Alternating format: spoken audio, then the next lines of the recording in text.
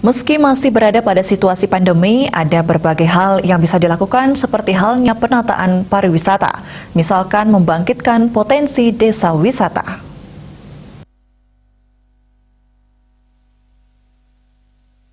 Pemberdayaan terhadap sektor pariwisata di tengah pandemi COVID-19 masih bisa dilakukan. Pemberdayaan tersebut bisa dilakukan oleh para akademisi, termasuk akademisi hukum bisnis. Hubungan tersebut bisa direalisasikan dengan negara-negara yang juga memiliki potensi pariwisata. Di sisi lain, khusus di Bali, potensi desa wisata masih tetap bisa digali meski di tengah pandemi COVID-19 sekalipun. Hal tersebut diungkapkan oleh akademisi Ana Agung Gede Oka Wisnumurti. Banyak peluang sebenarnya yang bisa kita lakukan.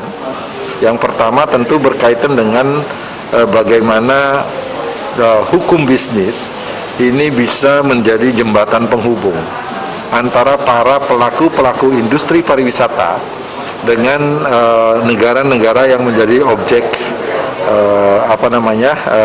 transaksi. Ya kan? Pandemi bisa diatasi dengan bisnis law.